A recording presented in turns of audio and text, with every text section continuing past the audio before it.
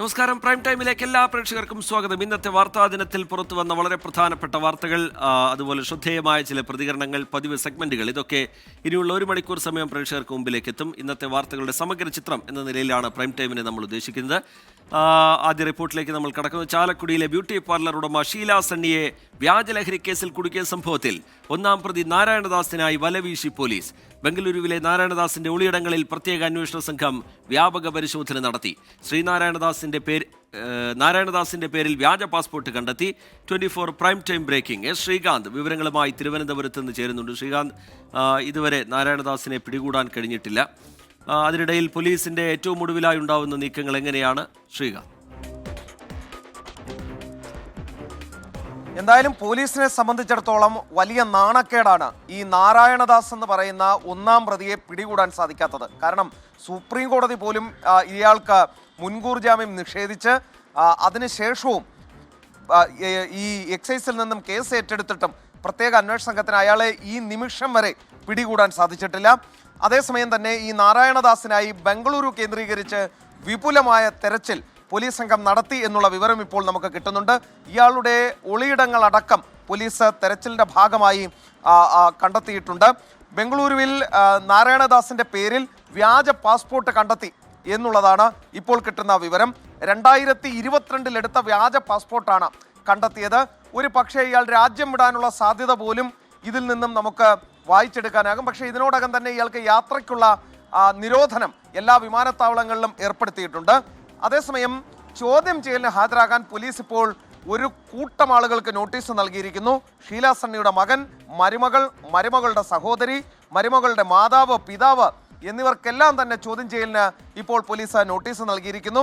April 2-ന് ഹാജരാകാനാണ് notice നൽകിയത്. ഇതിൽ ഷീല സണ്ണിയുടെ മകനടക്കം ഇപ്പോൾ ഒളിവിലുമാണ്. എന്തായാലും 72 ദിവസം ഒരു പാവപ്പെട്ട സ്ത്രീ ജയിലിൽ കിടന്ന കേസാണ്. ഈ പോലീസിനെങ്കിലും അതിലെ 1-ാം പ്രതിയെയും കൂട്ടുപ്രതികളെയും പിടിക്കാനാകട്ടെ എന്ന് കരുതാം. നേരത്തെ ഒരു പ്രത്യേക അന്വേഷണ സംഘം രൂപീകരിക്കുന്നതുമായി ബന്ധപ്പെട്ട് പോലും പോലീസിന്റെ ഭാഗത്ത് നിലംഭാവം ഉണ്ടായിരുന്നു. പക്ഷേ ഇപ്പോൾ അതിനൊക്കെ ശേഷം അന്വേഷണ സംഘമൊക്കെ വന്നതിന് ശേഷവും 1-ാം പ്രതി നാരായണദാസിനെ കണ്ടുപിടിക്കാൻ കഴിയുന്നില്ല പോലീസിന്. ചില നീക്കങ്ങൾ ഏറ്റവും ഒടുവിലായി ഉണ്ടാവുന്നുണ്ട്. ബംഗളൂരു കേന്ദ്രീകരിച്ച് പരിശോധനകൾ നടക്കുന്നുണ്ട്. അതിന്റെ വിശദാംശങ്ങൾ പങ്കുവയ്ക്കുകയായിരുന്നു ശ്രീകാന്ത്. അടുത്ത റിപ്പോർട്ടിലേക്ക്. കേരളത്തിന്റെ പിടിപ്പുകേട് കൊണ്ട് സാമ്പത്തിക ബുദ്ധിമുട്ടുണ്ടായാൽ കേന്ദ്രം ഉത്തരവാദിയല്ല എന്ന് ധനമന്ത്രി നിർമ്മല സീതാരാമൻ. 2022-23 97.88% കടവും ഉപയോഗിച്ചത് കുടിശ്ശിക തിരിച്ചടയ്ക്കാൻ. 2023-24 വർഷത്തിൽ വരുമാനത്തിന്റെ 70% ശമ്പളം, പെൻഷൻ, പലിശ എന്നിവയ്ക്കായി വിനിയോഗിച്ചു. ഇത് സംസ്ഥാനത്തെ മോശം ധനകൈകാര്യം സൂചിപ്പിക്കുന്നു. കേരളത്തിന്റെ സാമ്പത്തിക പ്രതിസന്ധി UDF-ന്റെയും LDF-ന്റെയും തെറ്റായ സാമ്പത്തിക നയങ്ങൾ കൊണ്ടുണ്ടായതാണെന്നും ധനമന്ത്രി പറഞ്ഞു. Kerala has received 1.57 lakh crores in 2014-24, the current reference period, which is an increase of 239% over the UPA period. How much did they receive during 2004-14, sir? 46,300 crores. What are they receiving now?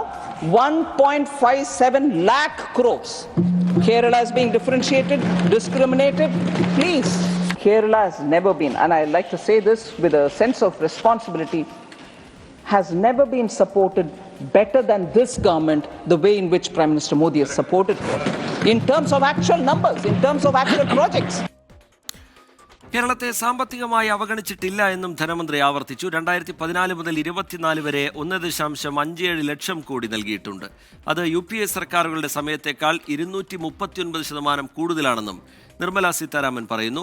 Modi കേരളത്തെ പിന്തുണച്ച പോലെ മുൻപ് മറ്റാരും പിന്തുണച്ചിട്ടില്ല എന്നും ധനമന്ത്രി രാജ്യസഭയിൽ പറഞ്ഞു. ബൽറാം നെടുങ്ങാടി വിവരങ്ങളുമായി ഡൽഹിയിൽ നിന്ന് ചേരുന്നുണ്ട്. ബൽറാം, കേരളത്തെ കേന്ദ്രം തഴയുന്നു, സാമ്പത്തികമായി അർഹമായ പരിഗണന നൽകുന്നില്ല എന്നുള്ള വിമർശനങ്ങളൊക്കെ ഒരു ഭാഗത്ത് നിലനിൽക്കെ ഇവിടെ മാറി മാറി ഭരിച്ച സർക്കാരുകളുടെ തെറ്റായ സാമ്പത്തിക നയമാണ് പ്രശ്നങ്ങൾക്ക് കാരണം എന്ന് സൂചിപ്പിക്കുന്നു ധനമന്ത്രി. അതിന് ചില കണക്കുകളെ ഉദ്ധരിക്കുന്നു.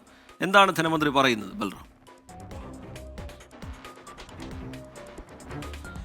റീജിത്ത്, ഇന്ന് രാജ്യസഭയിൽ ധനബില്ലുമായി ബന്ധപ്പെട്ട ചർച്ചകൾക്കിടെ കേരളത്തിൽ നിന്നുള്ള 2 ഇടതുപക്ഷാംഗങ്ങൾ ജോൺ ബ്രിട്ടാസ് MP, ഒപ്പം തന്നെ P. സന്തോഷ് കുമാർ MP എന്നിവർ കേരളത്തോട് വിവേചനം കാണിക്കുന്നതായുള്ള വിമർശനം ഉന്നയിച്ചിരുന്നു. ഇതിന് മറുപടിയായാണ് ഈ ചർച്ചകൾക്കുള്ള മറുപടി പ്രസംഗത്തിൽ കേരളത്തിന് UPA കാലത്തും നിലവിൽ മോദി സർക്കാരിൻ്റെ കാലത്തും വിവിധ കാര്യങ്ങൾക്കായി അനുവദിച്ച തുക, അതിൻ്റെ വ്യത്യാസം ഉൾപ്പെടെ എടുത്തു പറഞ്ഞുകൊണ്ട് തന്നെ വിശദമായി തന്നെ സംസാരിച്ചത്. കേരളത്തോട് യാതൊരു വിവേചനവും കേന്ദ്രം കാണിച്ചിട്ടില്ല എന്നും ധനകാര്യ കമ്മീഷന്റെ ശുപാർശ അനുസരിച്ചാണ് പ്രവർത്തിക്കുന്നത് എന്നും ഗ്രാന്റുകളും സഹായങ്ങളും 509% മോദി സർക്കാരിൻ്റെ കാലത്ത് വർദ്ധിപ്പിച്ചിട്ടുണ്ട് എന്നും മോദി പിന്തുണച്ച പോലെ മറ്റൊരാളും കേരളത്തെ പിന്തുണച്ചിട്ടില്ല എന്നും നിർമ്മല സീതാരാമൻ എടുത്തു പറഞ്ഞു. ഒപ്പം തന്നെ കേരളത്തിന് അനുവദിച്ച പദ്ധതികൾ ഓരോന്നായി എടുത്ത് ധനമന്ത്രി രാജ്യസഭയിൽ പരാമർശിച്ചു. അതിനിടെ കൊല്ലം ദേശീയപാത യാഥാർത്ഥ്യമായത് പ്രധാനമന്ത്രിയുടെ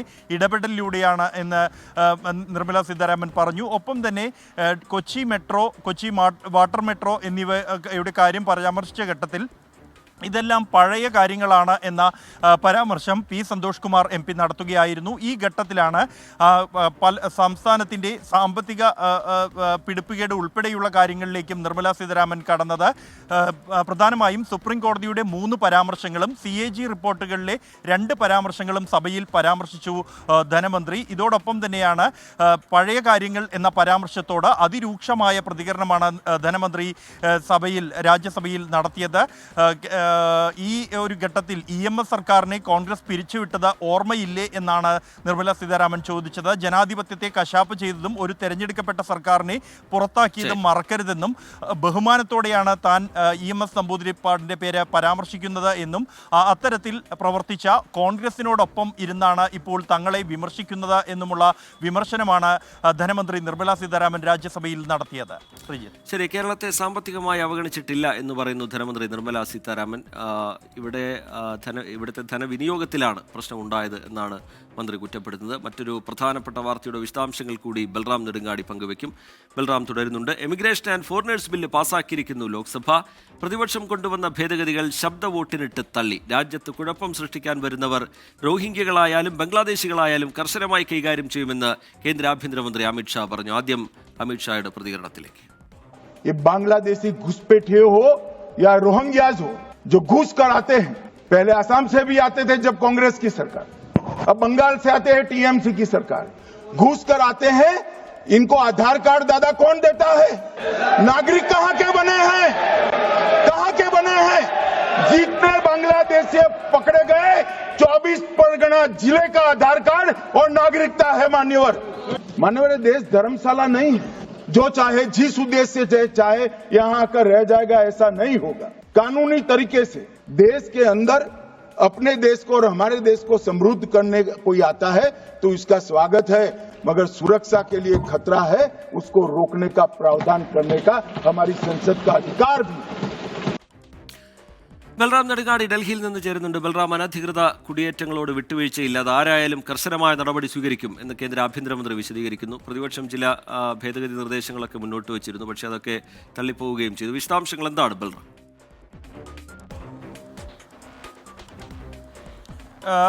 റിജിത്ത്, രാജ്യത്തേക്കുള്ള അനധികൃത കുടിയേറ്റം നിയന്ത്രിക്കുന്നതിനുള്ള emigration and foreigners act 2025 Lok Sabha പാസാക്കിയിരിക്കുകയാണ്.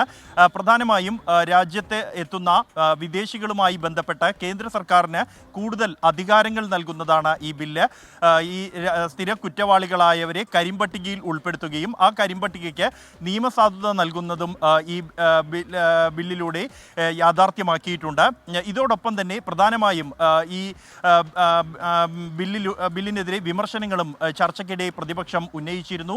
അത് ഒരു പ്രത്യേക വിഭാഗത്തെ ലക്ഷ്യം വെച്ച് അവരെ പീഡിപ്പിക്കാൻ സാഹചര്യമൊരുങ്ങുമെന്നും എമിഗ്രേഷൻ ഉദ്യോഗസ്ഥർക്ക് കൂടുതൽ അധികാരങ്ങൾ നൽകുന്നത് ഗുണം ചെയ്യില്ല എന്നും അത് അപകടം ഉണ്ടാക്കും എന്നുമുള്ള കാര്യങ്ങൾ സൂചിപ്പിച്ചുകൊണ്ട് ബില്ല് JPCക്ക് വിടണം എന്ന ആവശ്യം ഉന്നയിച്ചിരുന്നു. അതേസമയം ആഭ്യന്തരമന്ത്രി അമിത്ഷാ മറുപടി പ്രസംഗത്തിൽ ശക്തമായ ഭാഷയിൽ തന്നെയാണ് പ്രതികരിച്ചത്. രാജ്യത്തേക്ക് കുഴപ്പങ്ങൾ ഉണ്ടാക്കാൻ എത്തുന്നവർ, അത് ബംഗ്ലാദേശികളായാലും റോഹിംഗ്യകളായാലും അത് വെച്ചു പൊറുപ്പിക്കാനാകില്ല. കർശനമായ നടപടികളോടെ നേരിടുമെന്നും മയക്കുമരുന്നിനെതിരെയും മയക്കുമരുന്നുമായും രാജ്യത്ത് കുഴപ്പങ്ങൾ ഉണ്ടാക്കാൻ എത്തുന്നവരും കർശന നടപടികൾ നേരിടേണ്ടി വരുമെന്നും ആഭ്യന്തരമന്ത്രി സഭയിൽ പറഞ്ഞു. ഒപ്പം തന്നെ ഈ ബില്ല് ചില വിഭാഗത്തെ ഉദ്ദേശിച്ചാണെന്ന വിമർശനം ഉന്നയിച്ചത് തൃണമൂൽ കോൺഗ്രസിൽ നിന്നുള്ള മുതിർന്ന അംഗം സൗഗത റായാണ്. അദ്ദേഹത്തിന് മറുപടിയായിക്കൊണ്ട് ഇത്തരത്തിലുള്ള അനധികൃത കുടിയേറ്റം തടയുന്നതിനായി രാജ്യത്ത് അതിർത്തി വേലികൾ കെട്ടിക്കൊണ്ടിരിക്കുകയാണ്. അതിൽ ബംഗ്ലാദേശുമായി ഏറ്റവും കൂടുതൽ അതിർത്തി പങ്കിടുന്ന പശ്ചിമ ബംഗാളിൽ ഏതാണ്ട് 450ഓളം കിലോമീറ്റർ ദൂരം ഈ വേലി കെട്ടാൻ കഴിയാതിരിക്കുന്നത് ബംഗാൾ സർക്കാർ അതിന് സ്ഥലം അനുവദിക്കുന്നില്ല എന്നതുകൊണ്ടാണ്. 10 തവണ കൂടിക്കാഴ്ച നടത്തുകയും 10 തവണ കത്തയക്കുകയും ചെയ്തിട്ടും മമതയുടെ ഭാഗത്തുനിന്നും അനുഭാവപൂർവമായ ഒരു ഇടപെടൽ ഉണ്ടായില്ല എന്നും രാജ്യത്തേക്ക് ബംഗ്ലാദേശികൾക്ക് ആധാർ കാർഡും പൗരത്വവും നൽകുന്നത് ആര് എന്ന ചോദ്യമാണ് തൃണമൂൽ കോൺഗ്രസിന് മുന്നിൽ ആഭ്യന്തരമന്ത്രി ഉന്നയിച്ചത്.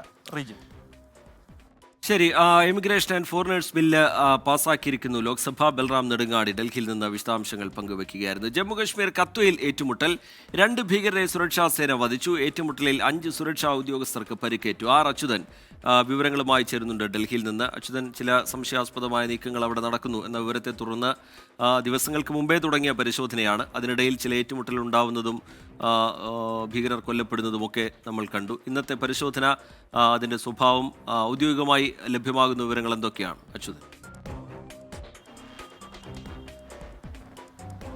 റിജിത്ത്, കഴിഞ്ഞ ഞായറാഴ്ചയാണ് ഈ കത്വയിൽ തന്നെ ഒരിടത്ത് ഈ ഭീകര സാന്നിധ്യം സേന തിരിച്ചറിയുന്നതും ഈ മേഖല കേന്ദ്രീകരിച്ച് തെരച്ചിൽ ആരംഭിക്കുന്നതും. ആ ഇടത്ത് നിന്ന് 26, അതായത് ഈ ഭീകര സാന്നിധ്യം തിരിച്ചറിഞ്ഞ ഹീര നഗറിൽ നിന്ന് 26 കിലോമീറ്റർ അകലെയുള്ള ജുത്താനയിലാണ് ഇപ്പോൾ ഏറ്റുമുട്ടൽ ആരംഭിച്ചത്. ഇന്ന് രാവിലെ സേന ഈ മേഖലയിൽ തെരച്ചിൽ നടത്തുകയായിരുന്നു. ആ ഘട്ടത്തിലാണ് സുരക്ഷാ സേനയ്ക്ക് നേരെ ഭീകരർ വെടിയുതിർക്കുന്നത്. ഈ ഏറ്റുമുട്ടലിൽ ഇതുവരെ 5 സുരക്ഷാ ഉദ്യോഗസ്ഥർക്ക് പരിക്കേറ്റതായുള്ള വിവരങ്ങളാണ് പുറത്തു വരുന്നത്. 2 ഭീകരരെ ഏറ്റുമുട്ടലിൽ വധിച്ചതായും വിവരങ്ങൾ പുറത്തു വരുന്നുണ്ട്. എന്തായാലും നിലവിൽ ഇപ്പോഴും ഈ മേഖലയിൽ ഏറ്റുമുട്ടൽ പുരോഗമിച്ചുകൊണ്ടിരിക്കുകയാണ്. കഴിഞ്ഞ 4 ദിവസമായി തന്നെ ഈ കത്വയിലെ വനമേഖലകൾ കേന്ദ്രീകരിച്ച സേനയുടെ നേതൃത്വത്തിൽ തെരച്ചിൽ പുരോഗമിച്ചുകൊണ്ടിരുന്ന ആ ഘട്ടത്തിലായിരുന്നു ഇന്ന് പുലർച്ചെ ഈ ജുത്താന മേഖലയിൽ ഒരു ഏറ്റുമുട്ടൽ ഇപ്പോൾ ഉണ്ടായിരിക്കുന്നത്. റിജിത്ത്. ശരി, അച്യുതൻ വിവരങ്ങൾ നൽകുകയായിരുന്നു. കഴിഞ്ഞ ദിവസം തുടങ്ങിയ പരിശോധനയാണ്. അവിടെ ഭീകരരുടെ സാന്നിധ്യം സ്ഥിരീകരിച്ചതിന് പിന്നാലെ കൂടുതൽ സൈന്യത്തെ വിന്യസിച്ചുകൊണ്ടുള്ള പരിശോധന നടക്കുന്നുണ്ടായിരുന്നു. അതിനിടയിലാണ് തുടർച്ചയായി ഏറ്റുമുട്ടലുകൾ ഉണ്ടാവുന്നത്. അച്യുതൻ വിശദാംശങ്ങൾ പങ്കുവയ്ക്കുകയായിരുന്നു ഡൽഹിയിൽ നിന്ന്. പ്രൈം ടൈമിലേക്ക് വീണ്ടും. തിരുവനന്തപുരത്ത് യുവാവിനെ സുഹൃത്ത് തലക്കടിച്ച് കൊലപ്പെടുത്തി എന്ന വാർത്ത ഇപ്പോൾ പുറത്തു വരുന്നുണ്ട്. കിളിമാനൂർ സ്വദേശി അഭിലാഷാണ് കൊല്ലപ്പെട്ടത്. സുഹൃത്ത് അരുണിനെ പോലീസ് കസ്റ്റഡിയിലെടുത്തു. ഷഫീദ് റാവുത്തർ വിവരങ്ങളുമായി തിരുവനന്തപുരത്ത് നിന്ന് ചേരുന്നുണ്ട്. ഷഫീദ്, ഈ മദ്യപാനത്തിനിടെ ഉണ്ടായ തർക്കം, അതാണ് കൊലപാതകത്തിന് കാരണം എന്ന് മനസ്സിലാക്കുന്നു. പോലീസ് കൂടുതലായി വിശദീകരിക്കുന്നത് എന്താണ്? വിശദാംശങ്ങൾ എന്താണ് ഷഫീദ്? സുജിത്ത്, ഏതാണ്ട് 7:45 ഈ സംഭവത്തെക്കുറിച്ചുള്ള വിവരം പുറത്തറിയപ്പെടുന്നത്. തിരുവനന്തപുരം കിളിമാനൂർ കാട്ടുംപുറത്താണ് യുവാവിനെ സുഹൃത്ത് തലക്കടിച്ച് കൊലപ്പെടുത്തിയത്. കിളിമാനൂർ സ്വദേശി അഭിലാഷ് 28 വയസ്സുകാരനാണ് കൊല്ലപ്പെട്ടത്. ഇയാളുടെ സുഹൃത്ത് 38 വയസ്സുള്ള അരുണിനെ പോലീസ് കസ്റ്റഡിയിലെടുത്തിട്ടുണ്ട്. ഈ അരുണിന്റെ പന്തടിക്കളത്തെ വീട് അതൊരു വാടക വീടാണെന്ന് ഇപ്പോൾ പോലീസ് പറയുന്നുണ്ട്. ഇവിടെ വെച്ച് അരുണും അഭിലാഷും കൂടി മദ്യപിച്ചു. ആ മദ്യപാനത്തിനിടെ അരുണിന്റെ ഭാര്യയോട് അഭിലാഷ് മോശമായി പെരുമാറി, അതല്ലെങ്കിൽ മോശമായി എന്തോ പറഞ്ഞു എന്നുള്ളതാണ് ഈ തർക്കങ്ങളുടെ തുടക്കം എന്നുള്ളതാണ് നിലവിൽ ഇപ്പോൾ പോലീസിനോട് അരുൺ പറഞ്ഞിരിക്കുന്ന കാര്യം. മാത്രവുമല്ല, ആ തർക്കത്തെ തുടർന്ന് വീട്ടിലുണ്ടായിരുന്ന എന്തോ ഒരു ആയുധം ഉപയോഗിച്ചുകൊണ്ട് തലക്കടിക്കുകയായിരുന്നു എന്നുള്ളതാണ് പോലീസ് വ്യക്തമാക്കുന്ന കാര്യം. നിലവിൽ ഇപ്പോൾ ഈ സംഭവ സ്ഥലത്ത് പോലീസ് എത്തി. കിളിമാനൂർ പോലീസ് സിഐയുടെ നേതൃത്വത്തിലുള്ള സംഘം എത്തി അന്വേഷിച്ചു വരികയാണ്. പ്രജിത്ത്. ഷഫീദ് റാവുത്തർ തിരുവനന്തപുരത്ത് നിന്ന് വിശദാംശങ്ങൾ നൽകുകയായിരുന്നു. ഇന്നിപ്പോഴിതാ ഒരു അരുംകൊലയുടെ വിവരം കൂടി പുറത്തു വരുന്നു. അത് തിരുവനന്തപുരത്ത് നിന്നാണ്. മുണ്ടക്കൈ ചൂരൽമല ഉരുൾപൊട്ടൽ പുനരധിവാസ മാതൃകാ ടൗൺഷിപ്പിന് മുഖ്യമന്ത്രി പിണറായി വിജയൻ തറക്കല്ലിട്ടു. കൽപ്പറ്റ ബൈപ്പാസിനടുത്ത് എൽസ്റ്റൺ എസ്റ്റേറ്റിലെ 64 ഹെക്ടറിൽ 7 മാസത്തിനപ്പുറം ദുരന്തബാധിതർക്ക് സ്നേഹവീടുകൾ ഒരുങ്ങും. ഒരു ദുരന്തത്തിനും കേരളത്തെ തോൽപ്പിക്കാൻ കഴിയില്ല എന്നാണ് പുനരധിവാസം നൽകുന്ന മഹാസന്ദേശമെന്ന് മുഖ്യമന്ത്രി പറഞ്ഞു. ഉരുളെടുത്ത ചൂരൽമലയും മുണ്ടക്കൈയും 20 കിലോമീറ്ററിനിപ്പുറം കൽപ്പറ്റ എൽസ്റ്റൺ എസ്റ്റേറ്റിൽ പുനർജനിക്കുകയാണ്. എല്ലാം നഷ്ടപ്പെട്ട ദുരന്തബാധിതർക്ക് കേരളത്തിന്റെ കരുതൽ.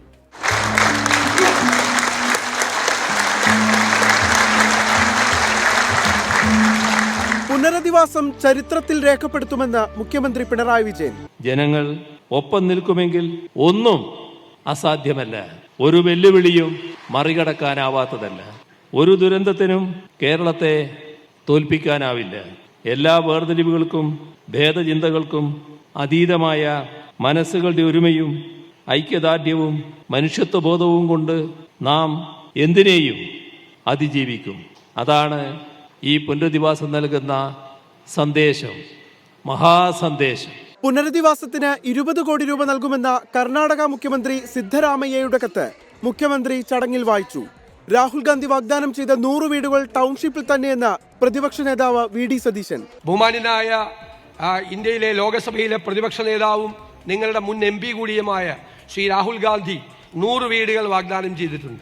ആ വീടുകൾ കൂടി ഇതിന്റെ കൂടെ ഉണ്ടാകുമെന്ന് ഞാൻ പ്രത്യേകം ഈ അവസരത്തിൽ പരാമർശിക്കുന്നു. വിട്ടുപോയവരെ പുനരധിവാസ പട്ടികയിൽ ഉൾപ്പെടുത്തണമെന്ന് Priyanka Gandhi. I am sure that some of the issues regarding some beneficiaries who might have been left out will also be looked at. 7 മാസത്തിനുള്ളിൽ ടൗൺഷിപ്പ് നിർമ്മാണം പൂർത്തിയാക്കുകയാണ് ലക്ഷ്യം. 64 ഹെക്ടറിലാണ് ടൗൺഷിപ്പ് ഒരുങ്ങുക. 1000 സ്ക്വയർ ഫീറ്റിലാണ് വീട് നിർമ്മാണം. 8 മാസത്തിനു മുൻപാണ് രാജ്യത്തെ നടുക്കിയ മഹാദുരന്തം. 298 പേർക്കാണ് ദുരന്തത്തിൽ ജീവൻ നഷ്ടമായത്. സാഹോദര്യത്തിന്റെ നേർസാക്ഷ്യവുമായി മറ്റൊരു അതിജീവന ഗാഥ. എൽസ്റ്റൺ എസ്റ്റേറ്റിലെ മാതൃകാ ടൗൺഷിപ്പ് ഇനി കേരളത്തിന്റെ കരുതലിന്റെ പ്രതീകം. ടീം 24 വയനാട്. ടൗൺഷിപ്പിന്റെ തറക്കല്ലിടൽ ചടങ്ങിൽ കേന്ദ്ര സർക്കാരിന് അതിരൂക്ഷ വിമർശനം. കേന്ദ്രത്തിൽ നിന്ന് വലിയ സഹായം പ്രതീക്ഷിച്ചെങ്കിലും ഉണ്ടായില്ല എന്ന് മുഖ്യമന്ത്രി പിണറായി വിജയൻ കുറ്റപ്പെടുത്തി. കേന്ദ്ര സഹായം ഉണ്ടാകാത്തത് പ്രതിഷേധാർഹമാണെന്ന് പ്രതിപക്ഷ നേതാവ് വി ഡി സതീശൻ പറഞ്ഞു. പുനരധിവാസ സഹായത്തിൽ വയനാട് MP പ്രിയങ്ക ഗാന്ധിയും കേന്ദ്രത്തെ കുറ്റപ്പെടുത്തി. കേന്ദ്രത്തിൽ നിന്നും വലിയ സഹായം നാം പ്രതീക്ഷിച്ചു, ലഭിച്ചില്ല. അസാധാരണ ദേശീയ ദുരന്തമെന്ന നിലക്ക് പരിഗണിക്കാൻ ആവശ്യപ്പെട്ടു. അതിനോടും മുഖം തിരിക്കുന്ന നിലയുണ്ടായി. 529 കോടി രൂപയുടെ വായ്പ അത് തിരിച്ചടക്കേണ്ട വായ്പയാണ്. പ്രധാനമന്ത്രി കൂടി ഈ സ്ഥലം സന്ദർശിച്ചു പോയപ്പോൾ നമ്മൾ കരുതിയത് ഇത് വലിയ ദുരന്തമായി, തീവ്ര ദുരന്തമായി പ്രഖ്യാപിക്കുക കൂടി ചെയ്തപ്പോൾ നമ്മൾ കരുതിയത് കേന്ദ്ര ഗവൺമെന്റിന്റെ ഭാഗത്ത് നിന്ന് വലിയ സഹായം ഉണ്ടാകും എന്നാണ്. ദൗർഭാഗ്യവശാൽ അങ്ങനെ ഒരു സഹായം ഉണ്ടായില്ല എന്ന കാര്യം സങ്കടകരമാണ്, പ്രതിഷേധാർഹമാണ് എന്ന് പ്രത്യേകം പരാമർശിക്കാൻ ഞാൻ ഈ അവസരം വിനിയോഗിക്കുകയാണ്. Unitedly to press upon the central government to release more funds, to declare it a national tragedy, a disaster. However, none of this has been forthcoming. Despite all our efforts, assistance from the central government side, and despite Modi ji coming here, that assistance has been negligible. രാഷ്ട്രീയ പാർട്ടികളും സന്നദ്ധ സംഘടനകളും സർക്കാരിനൊപ്പം കൈകോർത്താണ് മുണ്ടക്കൈ ചൂരൽമല ദുരന്തബാധിതർക്കായി വീടുകൾ നിർമ്മിക്കുന്നത്. Kalpetta Elston എസ്റ്റേറ്റിൽ 434 വീടുകൾ ഒരുങ്ങും. മുണ്ടക്കൈ ചൂരൽമല ഉരുൾപൊട്ടൽ ദുരന്തത്തിന് ഇരയായവരെ പുനരധിവസിപ്പിക്കാൻ ടൗൺഷിപ്പ് ഒരുങ്ങുകയാണ്. ടൗൺഷിപ്പിൽ വീടുകൾക്ക് പുറമെ ആരോഗ്യ കേന്ദ്രം, മാർക്കറ്റ്, അങ്കണവാടി, കമ്മ്യൂണിറ്റി സെന്റർ തുടങ്ങിയ സൗകര്യങ്ങളുമുണ്ടാകും. സർക്കാർ നിർമ്മിക്കുന്ന വീടുകൾക്കൊപ്പം വിവിധ രാഷ്ട്രീയ പാർട്ടികൾ, യുവജന സംഘടനകൾ, സന്നദ്ധ സംഘടനകൾ, വ്യക്തികൾ തുടങ്ങിയവരും ടൗൺഷിപ്പിൽ വീടുകൾ നിർമ്മിച്ചു നൽകും. രാഹുൽ ഗാന്ധിയാണ് ആദ്യം വീടുകൾ പ്രഖ്യാപിച്ചത്. 100 വീടുകൾ നിർമ്മിച്ചു നൽകുമെന്ന പ്രഖ്യാപനത്തിന് പിറകെ നിരവധി പേർ സഹായം ഉറപ്പു നൽകി. രാഹുൽ ഗാന്ധി പ്രഖ്യാപിച്ച വീടുകൾ കോൺഗ്രസ് സംസ്ഥാന കമ്മിറ്റിയുടെ നേതൃത്വത്തിലാണ് നിർമ്മിക്കുക. 100 വീടുകൾ നിർമ്മിച്ചു നൽകുമെന്നാണ് കർണാടക സർക്കാരിന്റെ വാഗ്ദാനം. വിദ്യാർത്ഥികളുടെയും അധ്യാപകരുടെയും നേതൃത്വത്തിൽ നാഷണൽ സർവീസ് സ്കീം 150 വീടുകൾ കെട്ടിപ്പൊക്കും. ആക്രി പെറുക്കിവിറ്റ് പണം കണ്ടെത്തിയ DYFI 100 വീടുകൾ നിർമ്മിക്കുമെന്നാണ് പ്രഖ്യാപിച്ചിരിക്കുന്നത്. യൂത്ത് കോൺഗ്രസ് 30 വീടുകളും നിർമ്മിച്ചു നൽകും. KCBC 100 വീടുകളും KNM 50 വീടുകളും നിർമ്മിച്ചു നൽകും. Gokulam group of companies chairman Gokulam Gopalan 25 വീടുകൾ നിർമ്മിച്ചു നൽകും. ഇത് കൂടാതെ ടൗൺഷിപ്പിന് പുറത്ത് മുസ്ലിം ലീഗ് 100 വീടുകളും നിർമ്മിക്കും. ഞങ്ങളൊക്കെ പ്രോമിസ് ചെയ്ത രീതിയിലുള്ള പ്രോജക്റ്റ് വരുന്ന 9-ാം തീയതി, ഈ 9-ാം തീയതി തന്നെ ഞങ്ങളുടെ പ്രോജക്റ്റ് ബഹുമാനായ സെയ്ദ് സാദിഖ് അലി ശിഹാബ് തങ്ങൾ 100 വീടിൻ്റെ തറക്കല്ലിടൽ കർമ്മം അടുത്ത 9-ാം തീയതി ഞങ്ങൾ ഇവിടെ നിർവഹിക്കും എന്നുള്ളത് കൂടി ഈ സന്ദർഭത്തിൽ ഇവിടെ പറയാൻ ഞാൻ ആഗ്രഹിക്കുകയാണ്. ദുരന്തബാധിതരെ സഹായിക്കാനായി സമഗ്ര പദ്ധതിയാണ് 24 നടത്തുന്നത്. 24 കണക്റ്റുമായി ചേർന്നാണ് സഹായം ഉറപ്പാക്കുന്നത്. 24 വയനാട്. ലഹരിക്കും അക്രമത്തിനുമെതിരെ 24-ന്റെ ജനകീയ പ്രതിരോധ യാത്ര തുടരുകയാണ്. ജനഹൃദയങ്ങൾ കീഴടക്കി SKN40. VPS Lakeshore presents SKN40, presented by VPS Lakeshore, co-presented by Lulu Group India, Ujala Fabric Conditioner, co-powered by MyG Future, Xylem Learning App, Indian Institute of Commerce, Lakshya, celebrating partners, Joya Lucas, Jain deemed to be University Kochi, VKC Dibon, Swayamvara Silks, NIMS, a unit of NI Educational Trust, MGM Educational Institutions, Medimix, Benny's Royal Tours Private Limited, Rich Max Finvest, G-Tech Computer Education, Milma, New Rajasthan Marbles.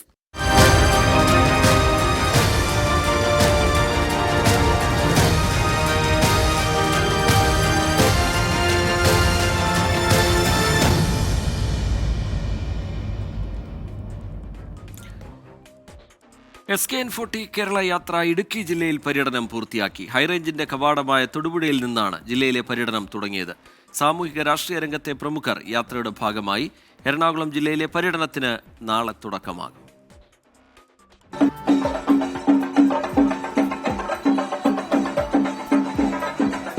Thodupuzha നഗരത്തിന്റെ വിവിധ കേന്ദ്രങ്ങളിൽ യാത്രയെത്തി. Newman കോളേജിൽ യാത്രയ്ക്കൊപ്പം വിദ്യാർത്ഥികളും അധ്യാപകരും ചേർന്നു.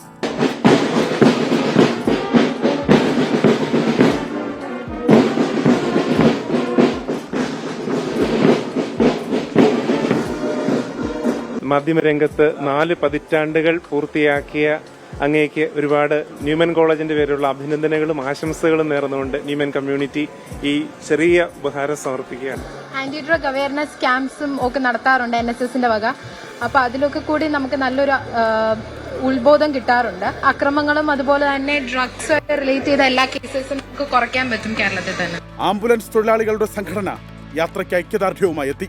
നമ്മുടെ ഒരു സന്തോഷം എന്താണെന്ന് ചോദിച്ചാൽ, നിങ്ങളും ഈ ലഹരി വിരുദ്ധ പരിപാടിയിൽ MDMA ഒക്കെ നമ്മുടെ പിള്ളേരെ അടിച്ച് നാശമായിക്കൊണ്ടിരിക്കുക കേട്ടോ. അപ്പോൾ നിങ്ങളോട് ഇറങ്ങി എന്നുള്ളത് വളരെ സന്തോഷം. അല്ല, ഇവിടെ എന്ത് പരിപാടിക്കാണേലും ഞങ്ങൾ വിളിച്ചാലും വിളിച്ചില്ലേലും ചെല്ലും. അതാ കളി. അത് ഞങ്ങളുടെ ഒരു സന്തോഷമാണ്. തൊടുപുഴ അൽ അസർ കോളേജിലും മൂലമറ്റം സെന്റ് ജോസഫ്സ് കോളേജിലും വിദ്യാർത്ഥികൾ യാത്രയ്ക്കൊപ്പം അണിനിരന്നു.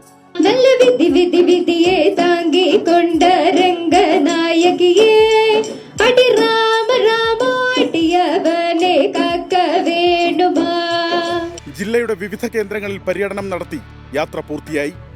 നാളെ മൂവാറ്റുപുഴ വാഴക്കുളം പൈനാപ്പിൾ മാർക്കറ്റിൽ നിന്ന് 3 ദിവസം നീണ്ടു നിൽക്കുന്ന എറണാകുളം ജില്ലാ പര്യടനത്തിന് തുടക്കമാകും. 24 ഇടുക്കി. സമൂഹത്തിലെ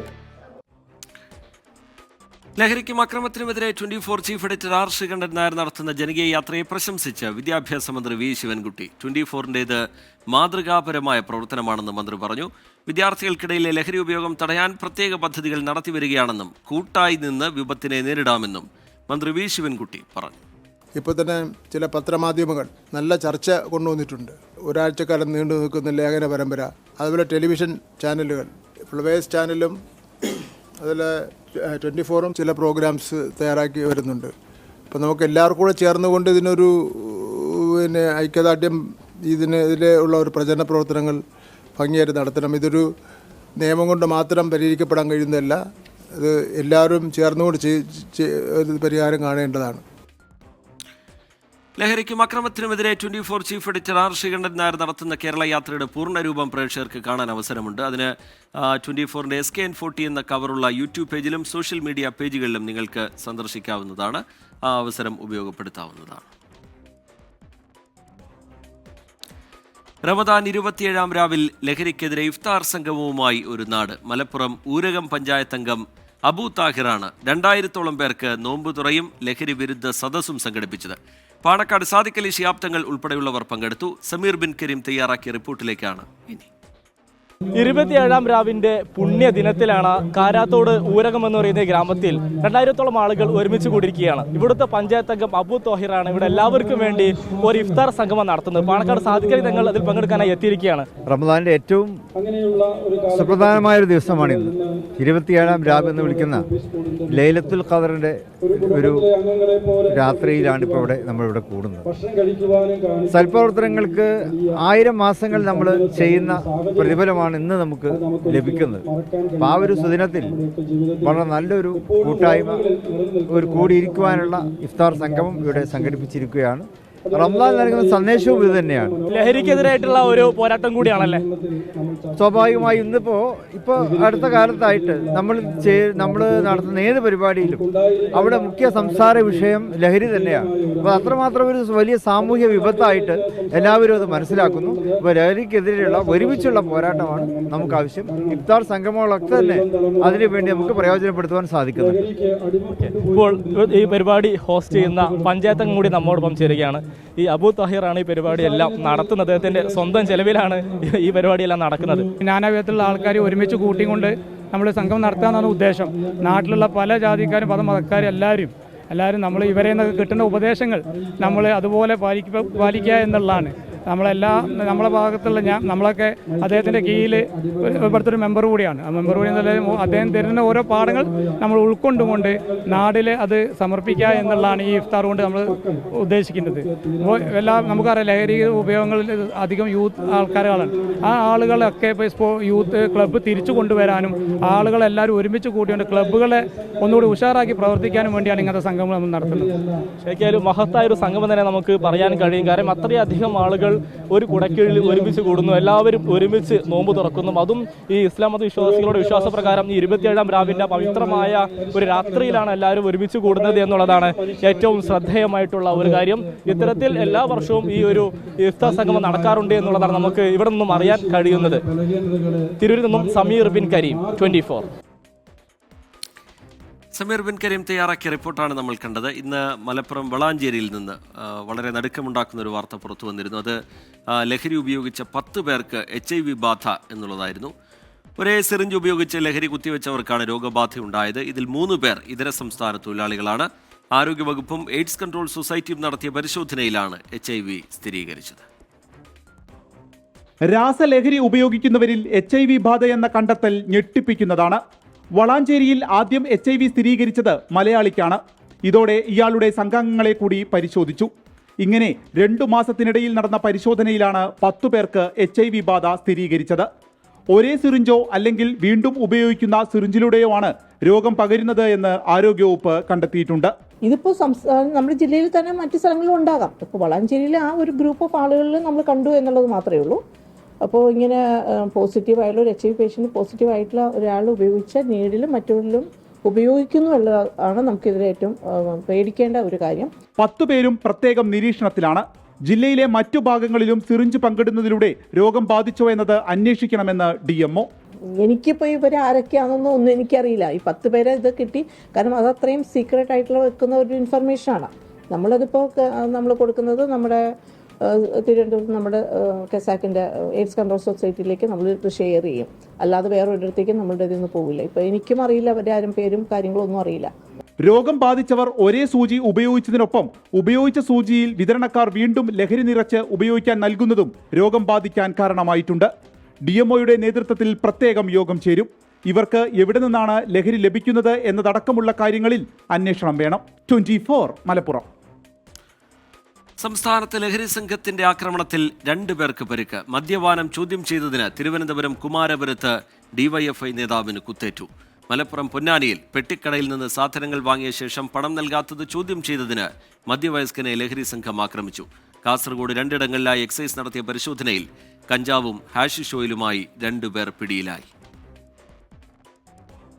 കഴിഞ്ഞ ദിവസം കടയിലെത്തിയ യുവാക്കളുടെ സംഘം സാധനങ്ങൾ വാങ്ങിയ ശേഷം പണം ആവശ്യപ്പെട്ടപ്പോൾ കടയുടമയായ മധ്യവയസ്കനെ കത്തി ചൂണ്ടി ആക്രമിക്കുകയായിരുന്നു. പ്രായപൂർത്തിയാകാത്ത ഒരാളടക്കം 3 പേരാണ് സംഭവവുമായി ബന്ധപ്പെട്ട് പൊന്നാനി പോലീസിന്റെ പിടിയിലായത്. നവനീത്, അൻസാർ എന്നിവരാണ് അറസ്റ്റിൽ. നവനീത് മറ്റ് നിരവധി കേസുകളിലും പ്രതിയാണ്. കൂട്ടുപ്രതിയായ ഒരാൾക്ക് പ്രായപൂർത്തിയായിട്ടില്ല. തിരുവനന്തപുരത്ത് മദ്യപാനം ചോദ്യം ചെയ്തതിനാണ് DYFI നേതാവിനെ കുത്തിയത്. കുമാരപുരം യൂണിറ്റിലെ പ്രവീണിനാണ് കുത്തേറ്റത്. ഇന്നലെ രാത്രി നടന്ന സംഭവത്തിൽ പോലീസ് ഒരാളെ കസ്റ്റഡിയിലെടുത്തു. മെഡിക്കൽ കോളേജ് പോലീസ് കേസെടുത്ത് അന്വേഷണം ആരംഭിച്ചു. 24 തിരുവനന്തപുരം തിരൂർ. പ്രൈം ടൈമിലേക്ക് വീണ്ടും ഏറ്റവും ഒടുവിലായി പുറത്തുവരുന്ന ഒരു വാർത്ത കൂടി പ്രേക്ഷകരെ അറിയിക്കാം. അത് ഡൽഹി ഹൈക്കോടതി ജഡ്ജി യശ്വന്ത് വർമ്മയുടെ വീട്ടിൽ നിന്ന് വലിയ തോതിൽ പണം പിടിച്ചെടുത്ത സംഭവവുമായി ബന്ധപ്പെട്ട് കേസെടുത്ത് അന്വേഷണം വേണം എന്നുള്ളൊരാവശ്യം മുന്നോട്ട് വെച്ചുകൊണ്ട് സുപ്രീം കോടതിയിൽ ഒരു ഹർജി എത്തിയിരുന്നു. ആ ഹർജി നാളെ സുപ്രീം കോടതി പരിഗണിക്കും എന്നുള്ള വിവരം ഡൽഹിയിൽ നിന്ന് പുറത്തു വരുന്നുണ്ട്. പെരുമ്പാവൂരിൽ നിന്ന് പുറത്തു വരുന്നൊരു വാർത്ത, ഭാര്യ ഭർത്താവിൻ്റെ ദേഹത്ത് തിളച്ച വെള്ളവും വെളിച്ചെണ്ണയും ഒഴിച്ച് പൊള്ളലേൽപ്പിച്ചു എന്നുള്ളതാണ്. പെരുമ്പാവൂർ വെങ്ങോലയിൽ ആണ് ഈ സംഭവം ഉണ്ടായിരിക്കുന്നത്. ഇദ്ദേഹത്തിൻ്റെ കൈകാലുകൾക്കും പുറത്തും നെഞ്ചിലുമൊക്കെ കാര്യമായി പൊള്ളലേറ്റിട്ടുണ്ട് എന്നാണ് പറയുന്നത്. അമൽ സുരേന്ദ്രൻ അതിൻ്റെ വിശദാംശങ്ങൾ അല്പസമയത്തിനകം തന്നെ പങ്കുവയ്ക്കും എന്ന് കരുതാം. മറ്റൊരു റിപ്പോർട്ടിലേക്ക് നമ്മൾ കടക്കുകയാണ്. വന്യജീവി ആക്രമണങ്ങളുടെ പശ്ചാത്തലത്തിൽ കേന്ദ്ര വനമന്ത്രി ഭൂപേന്ദർ യാദവ് കേരളം സന്ദർശിക്കുമെന്ന് ഉറപ്പ് നൽകിയതായി ജോസ് കെ മാണി MP. നേരിട്ടെത്തി സാഹചര്യം മനസ്സിലാക്കണമെന്ന കേരള കോൺഗ്രസ് എം നേതാക്കളുടെ ആവശ്യത്തോട് മന്ത്രി അനുകൂലമായി പ്രതികരിച്ചെന്നും ജോസ് കെ മാണി പറഞ്ഞു. മനുഷ്യജീവൻ രക്ഷിക്കാൻ വന്യജീവി സംരക്ഷണ നിയമത്തിലും ദുരന്ത നിവാരണ നിയമത്തിലും ഭേദഗതികൾ ആവശ്യപ്പെട്ട് കേരള കോൺഗ്രസ് എം നടത്തിയ പാർലമെന്റ് മാർച്ചിന് പിന്നാലെയാണ് ജോസ് കെ മാണിയുടെ നേതൃത്വത്തിലുള്ള സംഘം കേന്ദ്ര വനമന്ത്രി ഭൂപേന്ദർ യാദവുമായി കൂടിക്കാഴ്ച നടത്തിയത്. വന്യജീവി ആക്രമണം രൂക്ഷമായ പ്രദേശങ്ങൾ കേന്ദ്ര വനമന്ത്രി നേരിട്ടെത്തി സാഹചര്യം മനസ്സിലാക്കണമെന്ന് നേതാക്കൾ കൂടിക്കാഴ്ചയിൽ ആവശ്യപ്പെട്ടു. ആവശ്യം അംഗീകരിച്ചുകൊണ്ട് ഉടൻ തന്നെ കേരളം സന്ദർശിക്കാമെന്ന് കേന്ദ്രമന്ത്രി നേതാക്കൾക്ക് ഉറപ്പു നൽകി. അദ്ദേഹത്തിനോട് കേരളത്തിൽ വന്ന് അതിൻ്റെ റിയാലിറ്റി മനസ്സിലാക്കട്ടെ, അപ്പോൾ അദ്ദേഹം വരാമെന്ന് പറഞ്ഞു. അത് ഒരു പോസിറ്റീവ് നോഡ് കിട്ടി. ഏക്കാരും വരട്ടെ, ഞങ്ങൾക്ക് നമ്മുടെ സിറ്റുവേഷൻ അറിയാൻ, ഞങ്ങൾ അതിന് എന്താണ് ഡയറക്ഷൻ കൊടുക്കാൻ പറ്റുന്നത് കൊടുക്കാമെന്നും പറഞ്ഞു. അതേസമയം കാട്ടുപന്നിയെ ക്ഷുദ്രജീവിയായി പ്രഖ്യാപിക്കണമെന്ന ജോൺ ബ്രിട്ടാസ് MPയുടെ ആവശ്യം രാജ്യസഭയിൽ കേന്ദ്ര വനം മന്ത്രി ഭൂപേന്ദർ യാദവ് തള്ളി. കാട്ടുപന്നികളെ കൂട്ടത്തോടെ കൊന്നൊടുക്കാനുള്ള അധികാരം നൽകാനാകില്ലെന്ന് കേന്ദ്രമന്ത്രി പറഞ്ഞു. കേരളം ആവശ്യപ്പെട്ട 1000 കോടി അടിയന്തരമായി അനുവദിക്കണമെന്ന ആവശ്യത്തോട് കേന്ദ്രമന്ത്രി പ്രതികരിച്ചില്ല. 24 ഡൽഹി. ആശാ വർക്കേഴ്സിന് ഇൻസെന്റീവ് വർദ്ധിപ്പിച്ച് വിവിധ തദ്ദേശ സ്ഥാപനങ്ങൾ. UDF ഭരിക്കുന്ന കണ്ണൂർ, പെരുമ്പാവൂർ നഗരസഭകളിലും കോന്നി ഗ്രാമപഞ്ചായത്തിലും BJP ഭരിക്കുന്ന പാലാ, മുത്തോലി ഗ്രാമപഞ്ചായത്തിലുമാണ് ഇൻസെന്റീവ് വർദ്ധിപ്പിച്ചത്. ധനസഹായം വർദ്ധിപ്പിച്ചത് നിയമപരമായി നിലനിൽക്കില്ല എന്നാണ് CPIM കേന്ദ്ര കമ്മിറ്റി അംഗം AK ബാലന്റെ പ്രതികരണം. സംസ്ഥാന വ്യാപകമായി UDF ഭരിക്കുന്ന തദ്ദേശ സ്ഥാപനങ്ങളിൽ ഇൻസെന്റീവ് വർദ്ധിപ്പിക്കാൻ ആലോചനയിലാണ്. ഇതിനിടയിലാണ് കണ്ണൂർ കോർപ്പറേഷനിൽ വർധന. വർഷത്തിൽ 4 മാസത്തിലൊരിക്കൽ 2000 രൂപ നൽകാനാണ് തീരുമാനം. പെരുമ്പാവൂർ നഗരസഭയിൽ പ്രതിമാസം 2000 രൂപ അധിക ഓണറേറിയം പ്രഖ്യാപിച്ചു. കോന്നി ഗ്രാമപഞ്ചായത്തിലും വർധന തീരുമാനിച്ചു. പഞ്ചായത്തിലെ 19 ആശാപ്രവർത്തകർക്ക് 2000 രൂപ വെച്ച് അധിക വേതനം നൽകും. ഇതിനായി 38,000 രൂപ തനത് ഫണ്ടിൽ നിന്ന് വകയിരുത്തി. BJP ഭരിക്കുന്ന പാലാ, മുത്തോലി പഞ്ചായത്തിൽ ആശാവർക്കേഴ്സിന് പ്രതിമാസം 7000 രൂപ അധികമായി നൽകാൻ തീരുമാനിച്ചു. എന്നാൽ തീരുമാനം നിയമപരമായി നിലനിൽക്കില്ലെന്ന് CPIM കേന്ദ്ര കമ്മിറ്റി അംഗം AK ബാലന്റെ വിമർശനം. അല്ലാതെ നിൽക്കില്ല, നിയമപരമായിട്ട് നിൽക്കില്ല. സെക്രട്ടേറിയറ്റിന് മുന്നിലെ ആശാവർക്കേഴ്സിന്റെ രാപ്പകൽ സമരം ഇന്ന് 46 ദിവസം പിന്നിട്ടു. നിരാഹാര സമരം 8ാം ദിവസത്തിലാണ്. ശൈലജ, അനിതാകുമാരി, ബീന പീറ്റർ എന്നീ ആശമാരാണ് നിലവിൽ നിരാഹാര സമരം തുടരുന്നത്. എല്ലാ ജില്ലകളിലും ആശാവർക്കേഴ്സിന് ഐക്യദാർഢ്യവുമായി പരിപാടികൾ നടക്കുന്നുണ്ട്. 24 തിരുവനന്തപുരം. ചാനൽ ചർച്ചയിൽ മുൻ മന്ത്രിയും CPIM നേതാവുമായ PK ശ്രീമതിക്കെതിരെ നടത്തിയ അഴിമതി ആരോപണത്തിൽ പരസ്യമായി ഖേദം പ്രകടിപ്പിച്ച് BJP നേതാവ് B ഗോപാലകൃഷ്ണൻ. ഉന്നയിച്ച ആരോപണങ്ങളിൽ കൃത്യമായ തെളിവില്ല എന്ന് തനിക്ക് മനസ്സിലായതായും PK ശ്രീമതിക്കുണ്ടായ മാനസിക വിഷമത്തിൽ ഖേദം പ്രകടിപ്പിക്കുന്നതായും B ഗോപാലകൃഷ്ണൻ പറഞ്ഞു. വസ്തുതകൾ മനസ്സിലാക്കാതെ വ്യക്തിപരമായി ചാനൽ ചർച്ചകളിൽ നടത്തുന്ന അധിക്ഷേപങ്ങൾ ഭൂഷണമല്ല എന്നായിരുന്നു PK ശ്രീമതിയുടെ പ്രതികരണം. 2018 ജനുവരി 25 ചാനൽ ചർച്ചയിലൂടെ തന്നെ അപകീർത്തിപ്പെടുത്തിയെന്നായിരുന്നു PK ശ്രീമതിയുടെ പരാതി. കോവിഡ് കാലത്ത് സംസ്ഥാനത്തെ ആശുപത്രികളിലേക്ക് മരുന്നുകളും മറ്റ് ആവശ്യ വസ്തുക്കളും എത്തിക്കുന്നതുമായി ബന്ധപ്പെട്ടാണ് B ഗോപാലകൃഷ്ണൻ PK ശ്രീമതിക്കെതിരെ ആക്ഷേപം ഉന്നയിച്ചത്. ഇത് തനിക്ക് മാനഹാനി ഉണ്ടാക്കിയെന്നും പ്രസ്താവന പിൻവലിക്കണമെന്നും PK ശ്രീമതി ആവശ്യപ്പെട്ടിരുന്നു. പ്രസ്താവന പിൻവലിക്കാതെ വന്നതോടെയാണ് കണ്ണൂർ മജിസ്ട്രേറ്റ് കോടതിയെ സമീപിച്ചത്. തുടർന്ന് കേസ് ഹൈക്കോടതിയിലെത്തി. മധ്യസ്ഥതയിലൂടെ ഒത്തുതീർപ്പാക്കാനുള്ള നിർദ്ദേശം ഹൈക്കോടതി മുന്നോട്ട് വെച്ചതോടെയാണ് ഗോപാലകൃഷ്ണന്റെ ഖേദപ്രകടനം. അന്തരിച്ച MLA PT തോമസ് നടത്തിയ പരാമർശം താൻ ആവർത്തിക്കുക മാത്രമാണ് ചെയ്തത്. ആരോപണങ്ങൾ തെളിയിക്കാൻ തന്റെ പക്കൽ മതിയായ തെളിവുകളില്ലായിരുന്നെന്നും B ഗോപാലകൃഷ്ണൻ. സബ്സ്റ്റാൻഷിയേറ്റ് ചെയ്യാനുള്ള ഡോക്യുമെന്റ്സ് ഇല്ല എന്ന് പറഞ്ഞ് ഞങ്ങൾ കണ്ണൂർ കോടതിയിൽ വെച്ച് തന്നെ അത് തീർന്നതാണ്. പക്ഷെ നിർഭാഗ്യവശാൽ ടീച്ചർക്ക് കുറച്ചുകൂടെ അത് ആ ഒരു മാനസിക വിഷമം ടീച്ചർക്ക് ഉണ്ടായി എന്നുള്ളത് കൊണ്ട് ഞങ്ങൾ വീണ്ടും അത് ഇവിടേക്ക് വരേണ്ടി വന്നു. ഞാൻ ക്വാഷ് ചെയ്യാൻ കേസ് കൊടുത്തു. ടീച്ചർക്ക് ഉണ്ടായിട്ടുള്ള മാനസിക വിഷമത്തിൽ ഞാൻ ഖേദം രേഖപ്പെടുത്തുകയാണ്. തെളിവില്ലാതെ ആരും ആർക്കെതിരെ ആരോപണം ഉണ്ടാക്കുന്നത് ശരിയല്ല. അതുകൊണ്ടാണ് ഗോപാലകൃഷ്ണനെതിരെ ഹൈക്കോടതി വരെ എത്തിയതെന്ന് PK ശ്രീമതി. പത്രമാധ്യമ സുഹൃത്തുക്കളുടെ മുൻപാകെ വെച്ച് അഡ്വക്കേറ്റ് ഗോപാലകൃഷ്ണന് പറ്റിയിട്ടുള്ള പെശക് അത് കരുതിക്കൂട്ടിയാണോ അല്ലയോ എന്നുള്ളതല്ല, അത് വന്നിട്ടുള്ള പെശക് അദ്ദേഹം തിരുത്തി, അദ്ദേഹം ക്ഷമ ചോദിച്ചു, അത് മീഡിയേറ്റർ എഴുതിയിട്ടുണ്ട്. അത് ഇനിയിപ്പോൾ കേസ് ഞങ്ങൾ തുടരാൻ ആഗ്രഹിക്കുന്നില്ല. 7 വർഷത്തെ നിയമ പോരാട്ടമാണ് ഹൈക്കോടതി ഇടപെടൽ അവസാനിച്ചത്. 24 കൊച്ചി. സിനിമാ ലോകത്ത് ആവേശത്തിരയിളക്കി ബിഗ് ബജറ്റ് ചിത്രം എമ്പുരാന്റെ മാസ് എൻട്രി. വമ്പൻ ആഘോഷത്തോടെയാണ് ചിത്രത്തെ സിനിമാ പ്രേമികൾ വരവേറ്റത്. കേരളത്തിൽ മാത്രം 780 സ്ക്രീനുകളിലാണ് എമ്പുരാന്റെ പ്രദർശനം.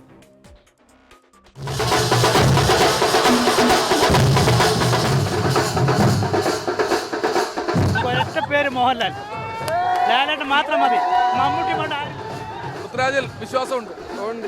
എമ്പുരാന്റെ ആദ്യ ഷോയ്ക്ക് മുമ്പും ശേഷവും തിയേറ്റർ പരിസരത്തെ ഫീലിങ്ങിനെ 6 മണിയുടെ ആദ്യ ഷോ കാണാൻ അർദ്ധരാത്രിയോടെ ആരാധകർ തിയേറ്ററുകളിലെത്തി. ത്രില്ലടിപ്പിക്കുന്ന മാസ് സീനുകളിൽ തിയേറ്ററുകൾ ഇളകി. സ്ക്രീനിൽ നിറഞ്ഞ് മോഹൻലാലും മഞ്ജു വാര്യരും പൃഥ്വിരാജും ടൊവിനോയും. പടം ഞാൻ നേരത്തെ പറഞ്ഞില്ലേ, ഇത് ജംഗിൾ പൊളിയാന്ന്. ജംഗിൾ പൊളി അത് ഇത് കാണാൻ വേണ്ടിയിട്ടാണല്ലോ രാവിലെ 6 മണിക്ക് തന്നെ വന്നത്. അതായത് കഴിഞ്ഞ ലൂസിഫറിനും അതുപോലെ തന്നെ ആയിരുന്നു, ഇതും അതുപോലെ തന്നെ അത്രയും ആവേശത്തിലാണ്. തീർച്ചയായിട്ടും വെയിറ്റിംഗ് ആണ്, അതിനും വെയിറ്റിംഗ് ആണ്. 6 മണിക്കായിരുന്നു എമ്പുരാന്റെ ആദ്യ ഷോ. കേരളത്തിൽ 750 സ്ക്രീനുകളിൽ പ്രദർശനം. അഡ്വാൻസ് ബുക്കിംഗിലൂടെ ആദ്യ ദിനം വൻ കളക്ഷൻ നേടിയാണ് റിലീസ്. ആശീർവാദ് സിനിമാസും ശ്രീഗോകുലം മൂവീസുമാണ് സിനിമയുടെ നിർമ്മാതാക്കൾ. വളരെ സന്തോഷമുള്ളൂ, കാരണം ജനങ്ങൾ പ്രതീക്ഷിക്കുന്ന ഒരു സിനിമ, ഏറ്റവും നല്ല ഒരു ഡയറക്ടർ, ഏറ്റവും നല്ല നടന്മാർ അഭിനയിച്ച ഒരു സിനിമ, അത് ജനങ്ങൾക്ക് ദർശനം കൊടുക്കുമ്പോൾ ചെയ്യുമ്പോൾ നമുക്കത് വളരെ സന്തോഷമുണ്ട്. നമ്മളുടെ ഒരു 4 വർഷത്തെ ഞങ്ങളുടെ പ്രയത്നമാണ്. എല്ലാവരുടെ സപ്പോർട്ടിനും നന്ദി.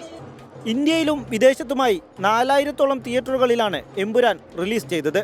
GCCയിൽ 274 തിയേറ്ററുകളിലും യൂറോപ്പ്, അമേരിക്ക, ഓസ്ട്രേലിയ എന്നിവിടങ്ങളിലായി 1545 തിയേറ്ററുകളിലും ചിത്രം പ്രദർശനത്തിനെത്തി. മലയാള സിനിമയിലെ പല കളക്ഷൻ റെക്കോർഡുകളും ഇതിനോടകം എമ്പുരാൻ തകർത്തു കഴിഞ്ഞു. വിവിധ ബ്യൂറോകൾക്കൊപ്പം 24 കൊച്ചി.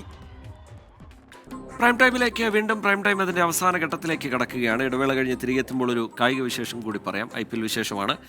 സൺറൈസേഴ്സ് ഹൈദരാബാദിനെതിരെ ലക്നൌ സൂപ്പർ ജയൻസിന് 191 റൺസ് വിജയലക്ഷ്യം. ഹൈദരാബാദ് 9 വിക്കറ്റ് നഷ്ടത്തിൽ 190 റൺസ് എടുത്തു. 47 റൺസ് എടുത്ത ട്രാവിസ് ഹെഡാണ് ടോപ്പ് സ്കോറർ. ഇനി കാലാവസ്ഥാ റിപ്പോർട്ടിന്റെ സമയം. കാണാം കാലാവസ്ഥാ റിപ്പോർട്ട്.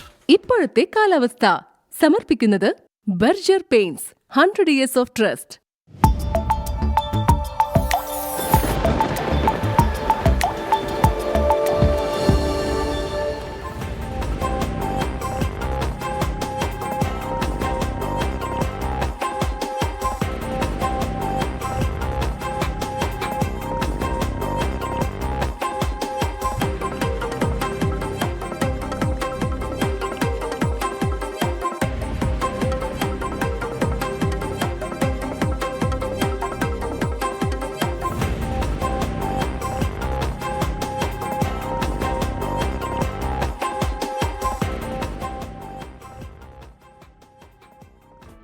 ഇനി പതിവ് സെഗ്മെന്റിലേക്കാണ്. കാണാം വാൽക്കഷണം.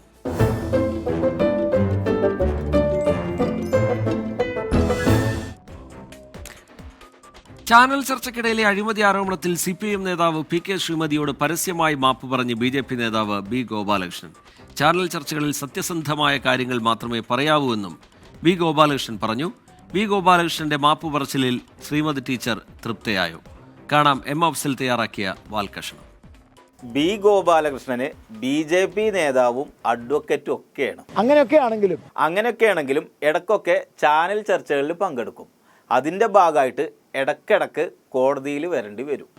വീണ്ടും അത് ഇവിടേക്ക് വരേണ്ടി വന്നു. അങ്ങനെ 1-2 വരവ് വന്നപ്പോൾ ഗോപാലകൃഷ്ണന് ഒരു കാര്യം മനസ്സിലായി. സത്യസന്ധമായ കാര്യങ്ങൾ മാത്രമാണ് ചാനൽ ചർച്ചയിലായാലും എവിടെയായാലും നമ്മൾ പറയേണ്ടത്. അത് മനസ്സിലാക്കി കൊടുത്തതിന് ശ്രീമതി ടീച്ചറോട് എന്നും നന്ദി കടപ്പാടും ഉണ്ടാവും. അതെ, അപ്പൊ നമുക്ക് ചടങ്ങ് തുടങ്ങാം. ഓൾറെഡി ഖേദം രേഖപ്പെടുത്തിയതാണ്. ഇത് മാപ്പ് പറച്ചിലിന്റെ 2ാം ഭാഗമാണ്. ലൂസിഫർ സിനിമയുടെ 2ാം ഭാഗം ഇറങ്ങിയ ദിവസമാണെന്ന്. ഗോപാലകൃഷ്ണന്റെ 2ാമത്തെ മാപ്പിന്റെ ദിവസം കൂടെയാണെന്ന്. ടീച്ചർ അതിൽ തൃപ്തിയായില്ല. ടീച്ചർ പറയുന്നത് അത് കുറച്ചുകൂടെ നന്നായി പറയണം. അപ്പൊ വള്ളിയും പുള്ളിയും ഒന്നും തെറ്റാതെ ഒരു 2-3 തവണ മാപ്പ് മാപ്പ് എന്ന് അങ്ങോട്ട് നീട്ടി പറഞ്ഞോളി. ഞാൻ പറഞ്ഞു കുറച്ചുകൂടെ നന്നായി പറയാം. നന്നാക്കിക്കോളി. ഇടക്കിടക്ക് പറയേണ്ടി വന്നാല് അത് ഉപകാരപ്പെടും. ആ ഖേദം ഞാൻ ഇവിടെ വെച്ച് ടീച്ചറോട് രേഖപ്പെടുത്തുകയാണ്. ഇനി സംഭവം സന്ദർഭമൊക്കെ വ്യക്തമാക്കുകയാണ്. ചാനൽ ചർച്ചയിൽ medical service corporation Sreemathi teacher ആരോഗ്യമന്ത്രിയായിരുന്ന കാലഘട്ടത്തിൽ അനഭിമതമായി ശ്രീമതി ടീച്ചറുടെ മകൻ സുധീർ നമ്പ്യാർക്ക് ചില സൗകര്യങ്ങളെല്ലാം ടീച്ചർ ചെയ്തു കൊടുത്തു എന്ന് ഞാൻ ചാനൽ ചർച്ചയിൽ പറയുകയുണ്ടായി. വല്ല തെളിവുണ്ടായിട്ടാണോ പറഞ്ഞത്? സ്വാഭാവികമായും ചില സബ്സ്റ്റാൻഷിയേറ്റ് ചെയ്യാനുള്ള ചില ഡോക്യുമെന്റ്സ് ഉണ്ട് എന്ന ധാരണയിലായിരുന്നു. വെറുതെ ഒന്ന് പറഞ്ഞു നോക്കിയതാണ്. പക്ഷെ തെളിവ് ചോദിച്ചപ്പോൾ കുടുങ്ങി. പക്ഷെ എനിക്കത് സബ്സ്റ്റാൻഷിയേറ്റ് ചെയ്യാനുള്ള ഡോക്യുമെന്റ്സ് കിട്ടിയില്ല. ഉള്ള കാര്യത്തിനല്ലേ തെളിവുണ്ടാവുള്ളൂ. ഇതിന് തെളിവ് കിട്ടിയില്ല. ഞാൻ പറഞ്ഞതിന്റെ ഫാക്ട്സ് എൻ്റെ കയ്യിലില്ല. അത് ടീച്ചർക്ക് അറിയണോണ്ട് ടീച്ചർ കേസ് കൊടുത്തു. ടീച്ചർ എനിക്കെതിരെ കണ്ണൂർ JFCM കോടതിയിൽ കേസ് കൊടുത്തു. കണ്ണൂർ JFCM കോടതിയിൽ വെച്ച് ഞങ്ങൾ ധാരണയായി. ഞാൻ അവിടെ ജാമ്യം എടുത്തിരുന്നു. അവിടെ വെച്ച് മീഡിയേഷൻ നടന്നു. ആ മീഡിയേഷനിൽ ഞാൻ ടീച്ചർക്ക് എൻ്റെ ഖേദം ടീച്ചറോട് ഞാൻ രേഖപ്പെടുത്തി. പിന്നെ പരസ്യമായിട്ട് മാപ്പ് പറയാതിരിക്കാൻ വല്ല വഴിയുണ്ടോന്ന് നോക്കി. ടീച്ചർ കൊടുത്ത കേസിന് എതിരായിട്ട് ഞാൻ ഹൈക്കോടതിയിൽ ക്വാഷ് ചെയ്യാൻ വേണ്ടിയിട്ട് ഞാൻ കേസ് കൊടുത്തു. പക്ഷെ അതൊന്നും ഏറ്റില്ല. ടീച്ചറോട് ഖേദം രേഖപ്പെടുത്താമെന്ന് ഞാൻ പറഞ്ഞിരുന്നു മീഡിയേഷനിൽ. കാരണം ഇല്ലാത്ത കാര്യമാണ് പറഞ്ഞതെന്ന് ബോധ്യമായല്ലോ. കാരണം സബ്സ്റ്റാൻഷിയേറ്റ് ചെയ്യാനുള്ള ഡോക്യുമെന്റ്സ് ഇല്ല എന്ന് പറഞ്ഞ് ഞങ്ങൾ കണ്ണൂർ കോടതിയിൽ വെച്ച് തന്നെ അത് തീർന്നതാണ്. പക്ഷെ വീണ്ടും മാപ്പ് പറയണം. ഞാൻ ഒരിക്കൽ പറഞ്ഞതാണ്. ഇടക്കിടക്ക് ഇങ്ങനെ മാപ്പ് പറഞ്ഞോണ്ടിരിക്കും. വീണ്ടും പറയുന്നു. ശരി, നല്ല വെടിപ്പായിട്ട് അങ്ങോട്ട് പറഞ്ഞോളി. ടീച്ചർക്ക് ഉണ്ടായിട്ടുള്ള മാനസിക വിഷമത്തിൽ ഞാൻ ഖേദം രേഖപ്പെടുത്തുകയാണ്. അപ്പൊ ഇനി അടുത്ത തവണ കാണാം. അപ്പൊ ടീച്ചർ ഞാൻ തമ്മിൽ യാതൊരു പ്രശ്നങ്ങളുമില്ല. ഓക്കെ, ശരി, നമസ്തേ. ടീച്ചറുമായിട്ട് ഇനി പ്രശ്നമില്ല. ഇനി വേറെ ആരുമായിട്ടും പ്രശ്നം ഇല്ലാണ്ടിരിക്കാൻ ഇതൊരു ഓർമ്മയായിട്ട് കൊണ്ട് നടക്കോ അതോ ഇനിയും മാപ്പ് പറയേണ്ട അവസ്ഥ വരുത്തോന്നൊക്കെ കാത്തിരുന്ന് കാണാം. പാൽകഷ്ണത്തോടെ ഇന്നത്തെ പ്രൈം ടൈമിന്റെ സമയം ഇവിടെ പൂർത്തിയാവുകയാണ്. Good night.